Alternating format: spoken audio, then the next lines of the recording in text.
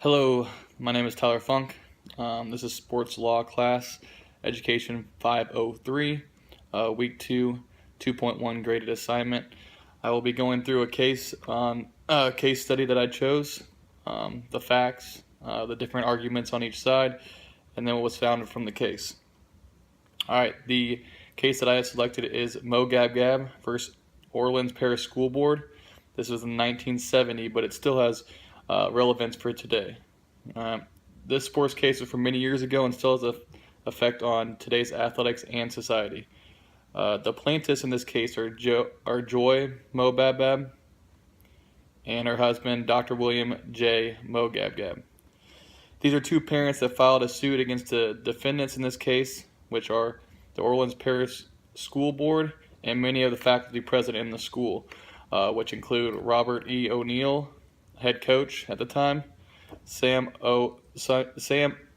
Modello, assistant coach, Estella Barkmeyer, the principal of the school, Dr. J. Dolacy, superintendent, Jack Pizzario, supervisor of health, safety, and education division and instruction of the parish school system. So basically, when it comes to this case, it hits home for me because I am a football coach as well at Kearney High School, so I found it very interesting. When I saw it was about football, I decided to jump right on it. Like I said, this was an appeals case that took place in 1970. It was in the 4th District of New Orleans. Here's the facts of the case. Both parents, Joy and William, are suing the school and the members listed because their son, Robert, died at a football practice from what happened at a football practice. Robert collapsed at the practice that was an off-site facility. They bused to the local park and had their practices. He was throwing up and he was nauseous after running some wind sprints. Seeing that anything wasn't right, his teammates had to carry him to the bus. The coaches had him lay down on the bus and transported back to the high school. At this time, he was put in a blanket and he was shivering. They put him in a blanket in the cafeteria. After that, teammates helped him get undressed and get him in the shower. After the shower, he was then wrapped in a blanket again. The assistant coach tried to treat him with an insomnia capsule, which is basically like salt water that, they didn't see any improvement on whatsoever. About an hour and 20 minutes later, a set of parents come to the school, not the boys' parents, but Dr. Howard Wisner and his wife came to pick up their son, and they noticed how bad Robert was, and they offered to call a physician. Coach Mandela, if you remember, was the assistant coach that I said at the beginning. He said they would pass on that offer and that Dr. Reinkert of School Board would take care of things if it needed to be done.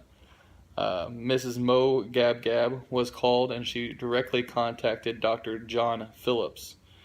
Dr. John Phillips arrived at the school and found Robert unconscious, cool, clammy, and then he diagnosed that this was a case of heat exhaustion with shock, which a lot of us know is nothing to be messing around with.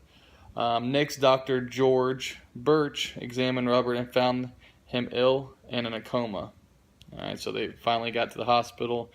They found out he had to go in a coma, and then the conditions kept getting worse, and he ended up dying a couple late in the morning.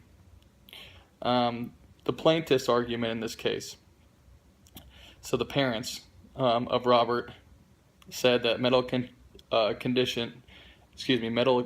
attention was not timely and appropriate. So they thought if they would have done something earlier, if they would have, put some ice on him instead of writing him in a blanket, he might have saved his life. So again, the blanket on top of Robert was more harmful than was good, because with heat exhaustion, you obviously want heat to spread away from your body, and the blanket is keeping it in. So that was also harmful. And Dr. Birch also said that the medical treatment should have been given to Robert before he reached the critical condition. So what they're trying to argue is that, yes, they treated him, but it was way too late. They should have done it way sooner. They should have got to the hospital way sooner. They should have done things a lot sooner and not just think maybe he's a little gassed from wind sprints.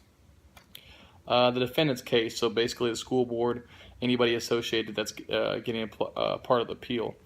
The casualty could not be proven, which basically means there's no way to prove if Robert would have been given different treatment earlier that it would have made a difference. There's no concrete evidence that says if he would have gotten an ice pack instead of a blanket that he would have lived or he would have died. So that's kind of what their argument was going forward and what they were trying to fight.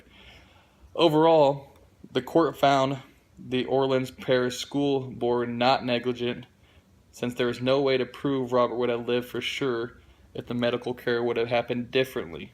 So it's kind of a sticky situation. So they couldn't, the court couldn't prove for sure that if something else would have happened, they would have called the doctor earlier, that he wouldn't have died still, because there was still a chance that he could have maybe died from that.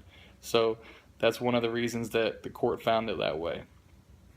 Each parent was offered over $20,000, and there was also a funeral cost that was provided to them for their son, which obviously is not enough for anybody that has lost someone like that. Implications of this case, I think it's still very relevant to today. Coaches and teachers often have to go through heat exhaustion training. They have to go through first aid training. This is all usually done through NFHS. So I know from personal experience I have to go through certain classes, and first aid classes, one of them, it talks about heat exhaustion and how to deal with it in different situations.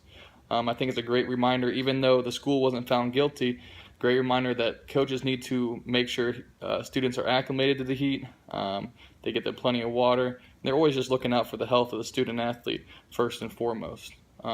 So going forward with that is, their health is their number one responsibility before winning games, before anything else. So that is my case study for 2.1.